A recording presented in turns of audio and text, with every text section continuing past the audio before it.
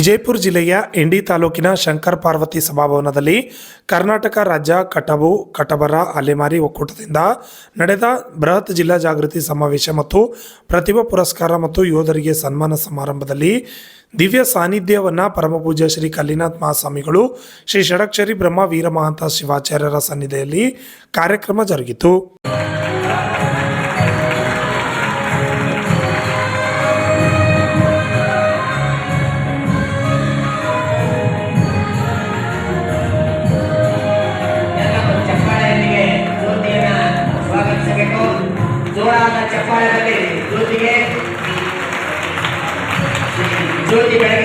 ಜ್ಯೋತಿ ಬೆಳಗಿದಂತೆ ನಮ್ಮನ್ನ ಬೆಳಗಿಸಬೇಕಾಗಿ ನಮ್ಮಲ್ಲಿ ನಾವು ಎಲ್ಲ ಕಟಬು ಸಮಾಜದ ಪರವಾಗಿ ನಮ್ಮಲ್ಲಿ ವಿನಂತಿಯಿಂದ ನಾವು ಕೇಳಿಕೊಳ್ಳುತ್ತೇವೆ.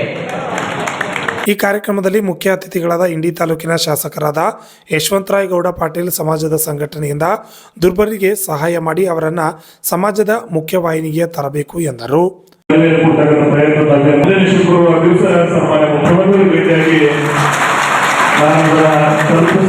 ಮತ್ತು ನಿಮ್ಮವನ್ನೇ ಒಂದು 3-4 ಜನ ಕರ್ಕೊಂಡು ಪ್ರಮುಖರಿಗೆ ಅದನ್ನು ತಲುಪಿಸ್ತಕ್ಕಂಥ ಪ್ರಾಮಾಣಿಕ ಪ್ರಯತ್ನ ಮಾಡ್ತೇನೆ ಅಂತಕ್ಕಂಥ ಮಾತನ್ನು ಹೇಳಿ,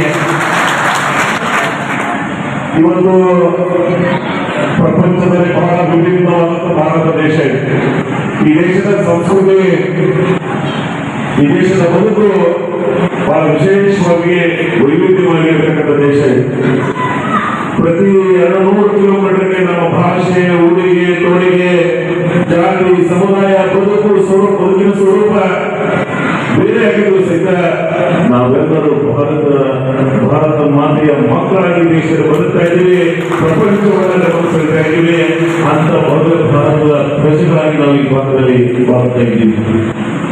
ಅದರಲ್ಲಿ ವಿಶೇಷವಾಗಿ ಕನ್ನಡ ನಾಡು ಈ ದೇಶವನ್ನು ಕಟ್ಟುವಲ್ಲಿ, ಈ ದೇಶದ ಬದುಕಿನ ಸ್ವರೂಪವನ್ನು ಬದಲಾವಣೆ ಮಾಡುವಲ್ಲಿ ಬಹಳ ಶಾಂತಿಯಿಂದ, ಪ್ರೀತಿಯಿಂದ ಬದುಕನ್ನು ಕಟ್ಟಿರ್ತಕ್ಕಂಥ ಇತಿಹಾಸ ಈ ಕನ್ನಡ ನಾಡಿಗಿದೆ.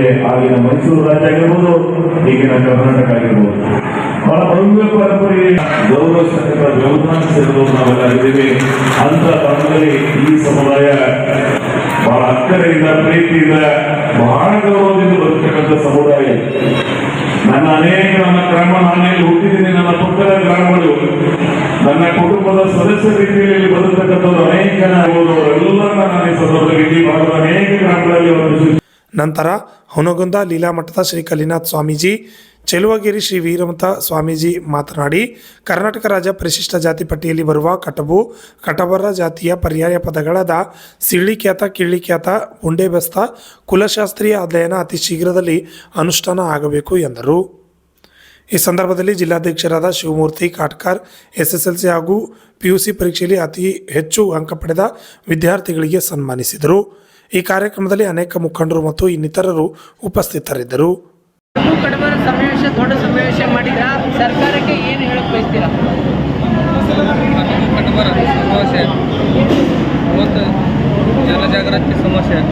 ಇದರ ಉದ್ದೇಶ ಏನಪ್ಪ ಅಂದ್ರೆ ನಮ್ಮ ಜನಾಂಗಕ್ಕೆ ಯಾವ ಗೌರ್ಮೆಂಟ್ ಸವಲತ್ತುಗಳು ಸಿಗಲಾರಗೋಸ್ಕರ ಅದರ ಉದ್ದೇಶವಾಗಿ ಸಿಗ್ಬೇಕಂತ ಮಾಡಿದ್ದಾರೆ.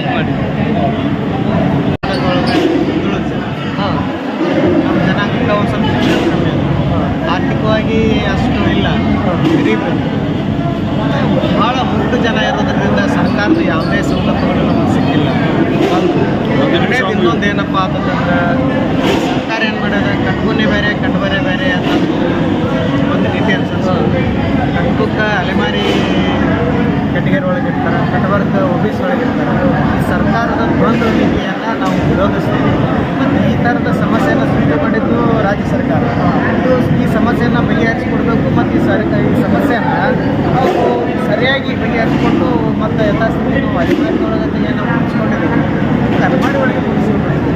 ಮತ್ತು ಕಟಬರ್ಕ ಪದ ಪರ್ಯಾಯ ಪದಗಳು, ಯಾವ ಬೇರೆ ಪದಗಳಲ್ಲ.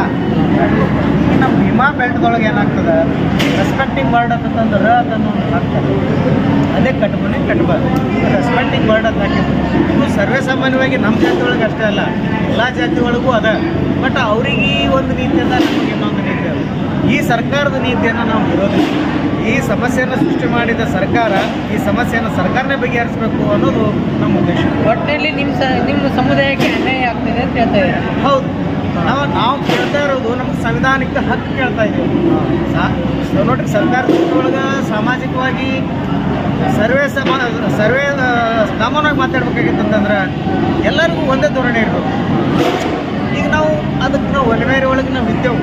ನಮ್ಮ ಹಕ್ಕನ್ನು ನಮಗೆ ಕೊಡ್ಲಿಕ್ಕೆ ಯಾಕೆ ಈ ತಾರತಮ್ಯ ನೀತಿ ಅನ್ಸುತ್ತೆ? Lakshman Shinde, RJ32 Kannada news, Chadchan.